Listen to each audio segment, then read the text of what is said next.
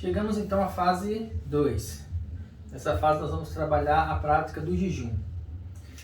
As 3 primeiras práticas, meditação e confissão da palavra, o jejum e a oração em línguas, elas trabalham em 3 partes específicas do nosso ser. A meditação e a confissão, ela trabalha na prática da alma, da mente. O jejum vai trabalhar na parte do corpo, na parte física, parte material. E a oração em línguas vai edificar, vai trabalhar, vai desenvolver a parte espiritual. As outras práticas, o louvor e a adoração, elas estão interligadas também a essas práticas.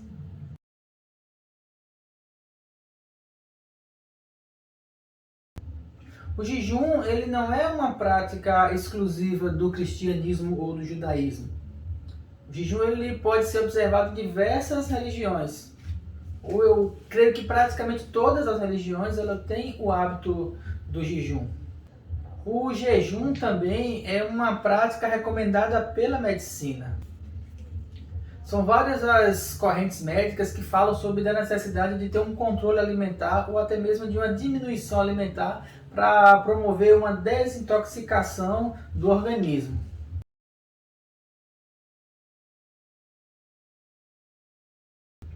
O jejum que nós vamos trabalhar aqui é um jejum com um fundamento espiritual, com o objetivo de mortificar a carnalidade, com o objetivo de aumentar o controle da sensualidade. E quando eu falo sensualidade, eu me refiro aos sentidos: olfato, visão, tato, paladar, audição, que são as formas como nós captamos os sentidos através do corpo.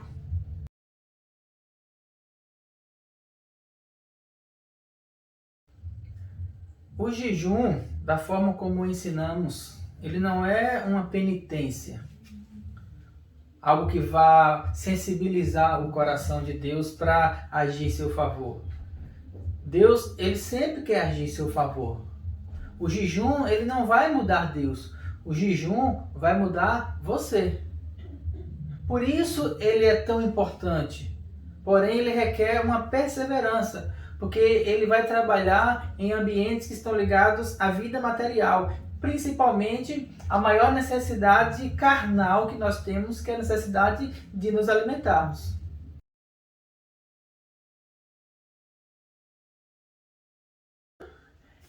Essa é uma prática que vai direto nos sentidos, mexendo com toda a relação de dependência da mente, que aqui nós chamamos de alma, com o corpo.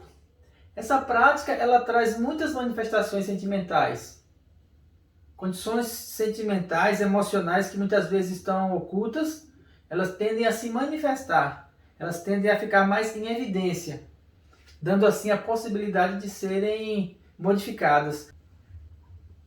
Uma vez que você ingressar na prática do jejum, ele vai te proporcionar um maior controle emocional. Ele vai te proporcionar um maior domínio próprio e você vai poder tomar decisões na sua vida com muito mais clareza.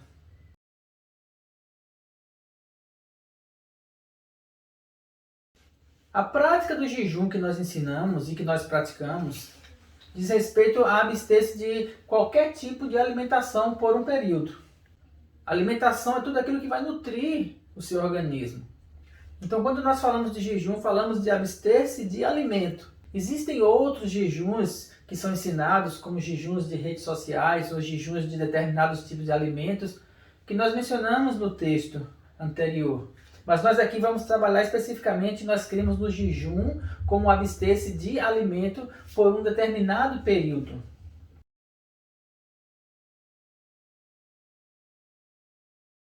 Para iniciarmos na prática do jejum, nós vamos então trabalhar com 6 tópicos.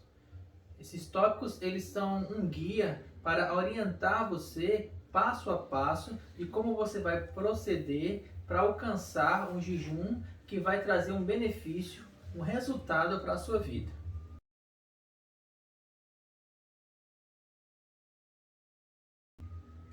O primeiro tópico que nós vamos trabalhar é você fazer uma avaliação da sua prática alimentar. Avalie dentro do seu dia a dia, do seu cotidiano, a hora que você acorda, a hora que você se alimenta, qual é a sua refeição principal, a sua última alimentação, os seus horários de trabalho. Faça uma avaliação do seu dia.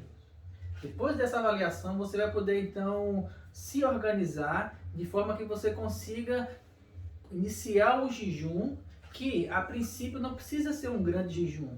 Você não precisa começar com um dia de jejum. Por isso que é tão importante você ter um condicionamento do seu horário, você ter uma visão de como é o seu padrão de alimentação durante a semana, para que você possa organizar os horários em que você vai poder jejuar.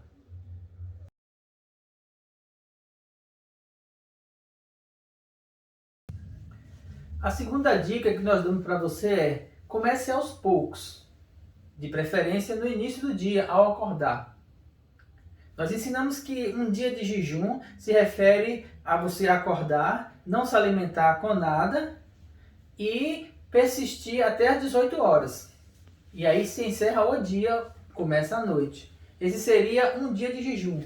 Então comece pela manhã, comece aos poucos. Por exemplo, se você tem o hábito de se alimentar assim que sai para trabalhar, às 6, 7, 8 da manhã, você procura esticar esse horário, separa um lanche, separa uma alimentação para fazer às 10 horas.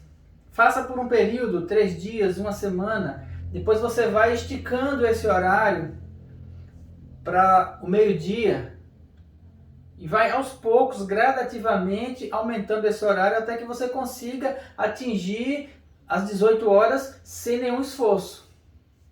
É possível. No princípio você vai encontrar certa dificuldade, certa resistência do corpo. Mas eu digo para você, por experiência, é possível você ficar até às 18 horas sem se alimentar.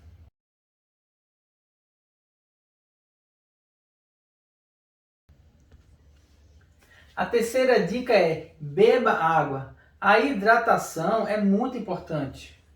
Mais uma vez, eu vou reforçar que nós estamos falando de abster-se de alimento, não abster-se de água. Não existe nenhum exemplo na Bíblia que se incentive ao jejum e que fale que não se deva beber água.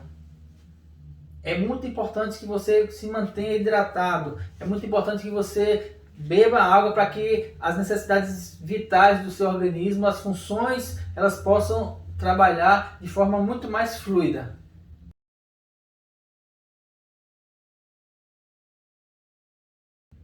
A quarta dica é: estabeleça um propósito.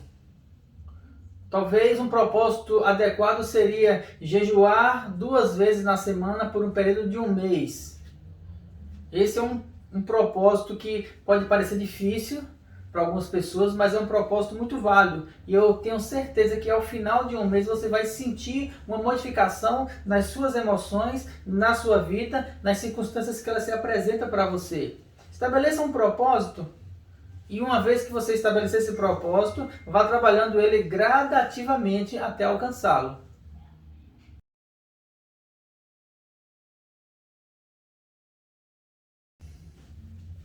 A quinta dica que eu deixo para você é: converse com as pessoas próximas a você sobre a prática do jejum e explique a elas. Jejum não é uma prática ocultista, não tem que ser um segredo que você não precise contar a ninguém. Você não pode se envaidecer porque você está jejuando, se considerar superior aos outros. Mas é importante que você explique às pessoas que convivem com você, os seus familiares, até mesmo no trabalho, para que eles saibam por que você não está comendo, para que eles saibam quando você rejeitar um alimento que for ofertado. Isso ajuda para que as pessoas elas possam, de certa forma, contribuir para o seu jejum. Faço jejum durante os meus dias de trabalho e é muito importante que as pessoas que trabalham comigo elas já sabem que eu estou jejuando. Isso facilita muito até mesmo na motivação para manter um propósito que foi colocado no coração.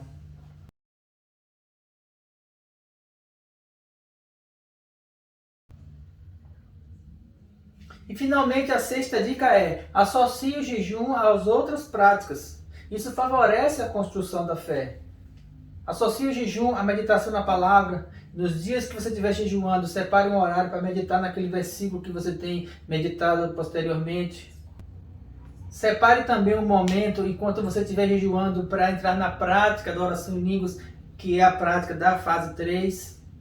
Uma vez que você fizer essas práticas em conjunto, você vai estar trabalhando a sua mente, vai estar trabalhando o seu corpo e vai estar trabalhando o seu espírito para que você consiga então crescer espiritualmente, você consiga então fortalecer a sua fé, você consiga atingir um crescimento espiritual. E esse é o nosso objetivo e eu sei que nós vamos conseguir juntos.